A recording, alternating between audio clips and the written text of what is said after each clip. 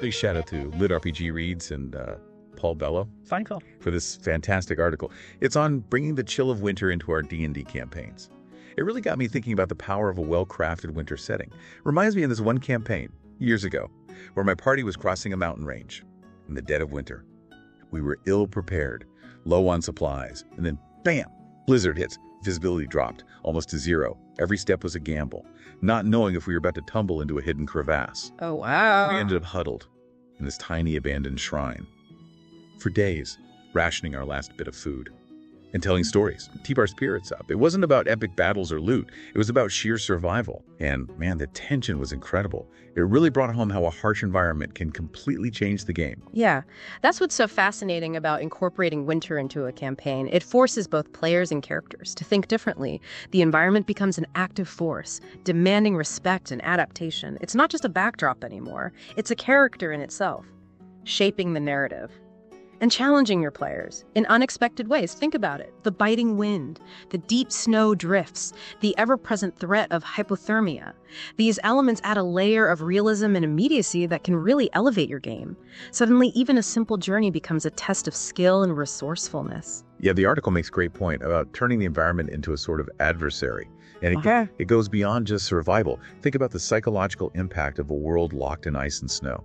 It can evoke a sense of isolation, vulnerability, even a touch of melancholy. Right. Ancient myths and folklore often depict winter as a time of hidden magic, of slumbering spirits, and forgotten rituals. Imagine weaving those elements into your campaign, creating a sense of mystery and wonder that draws your players deeper into the world.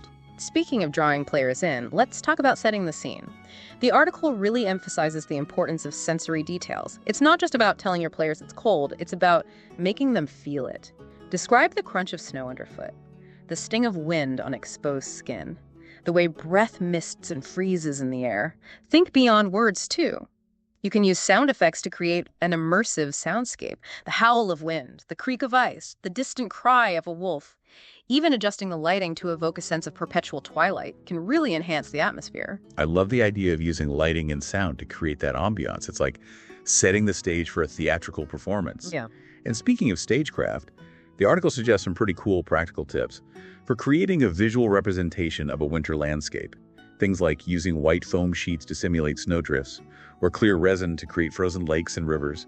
I can imagine players gathering around a table, their miniatures navigating a meticulously crafted Winter Wonderland. Those are great examples. And they highlight a crucial point. Creating tangible elements for your players to interact with can make the experience far more immersive. It brings the world to life in a way that mere descriptions sometimes can't. Imagine a battle taking place on a frozen lake, carefully constructed with that clear resin. Suddenly a spell shatters the ice, sending a character plunging into the frigid water below. The tension, the scramble for survival, it creates a moment that your players won't soon forget. And that brings us to the nuts and bolts of incorporating winter. The mechanics. The article suggests things like hypothermia checks, snow blindness penalties, and rules for movement on icy surfaces. It all sounds very realistic, but I could see it getting bogged down if you're constantly rolling dice for every step your players take. You're absolutely right. It's a delicate balance. These mechanics should add a layer of challenge and realism. Without overwhelming the gameplay, it's about creating meaningful consequences, not turning the game into an endless series of survival checks. Think about it this way. Instead of constant checks, maybe a failed hypothermia roll means a character loses a vital piece of gear, forcing them to adapt and improvise. Or perhaps snow blindness makes them more vulnerable to ambushes, raising the stakes of exploration. I like that approach. It keeps the players on their toes and makes every decision matter. And it plays into that sense of vulnerability we were talking about earlier. Suddenly, the environment isn't just a static backdrop. It's a force that can actively hinder their progress.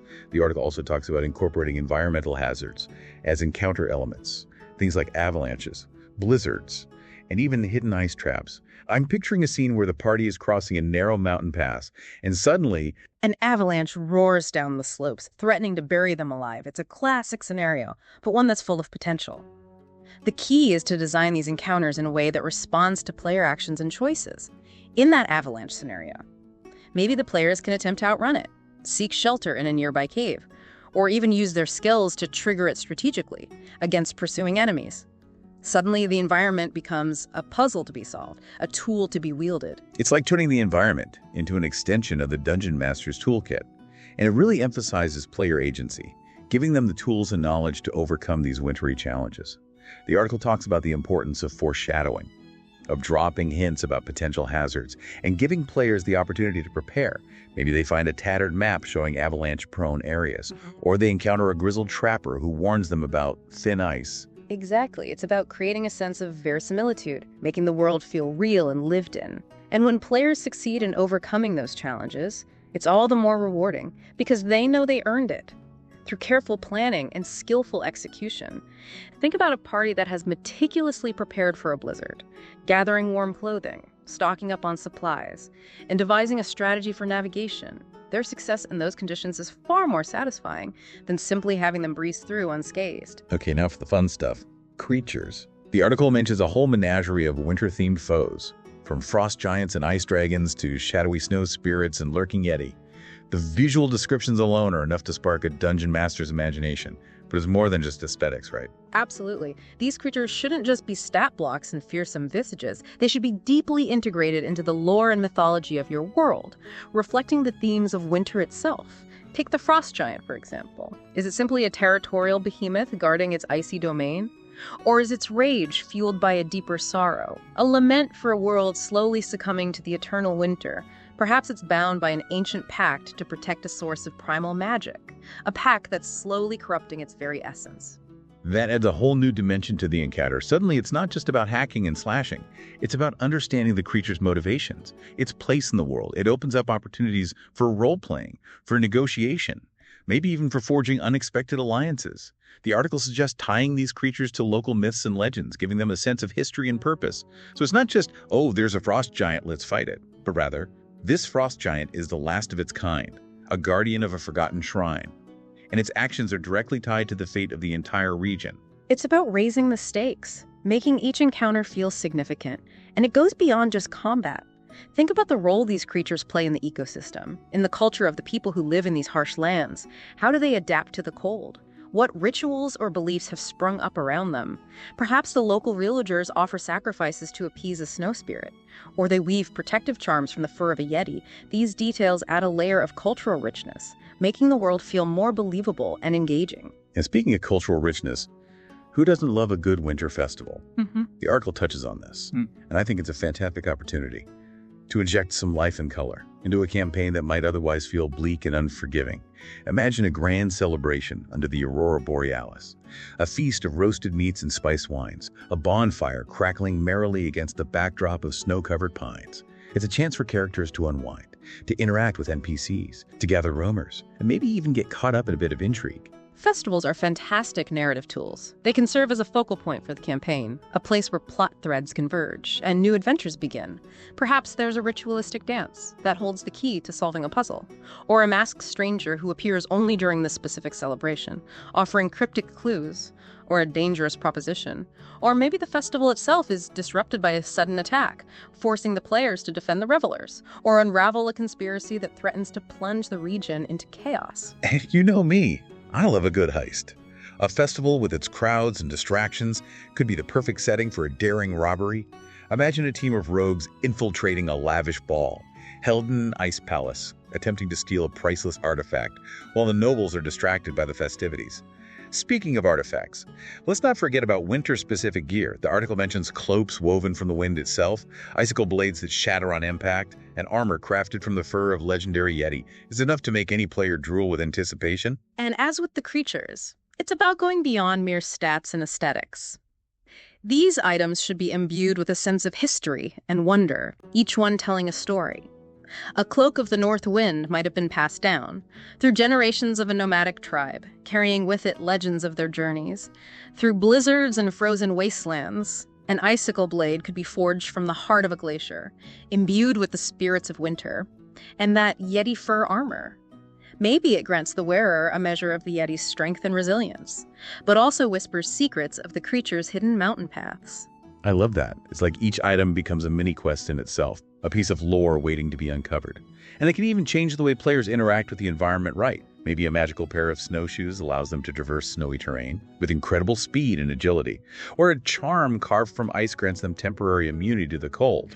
It's about finding creative ways to weave these items into the gameplay and the narrative. And it's about finding the right balance. You don't want to overwhelm your players with too many magical trinkets. Each item should feel special, unique, a reward for overcoming a particular challenge, or uncovering a hidden secret, ultimately.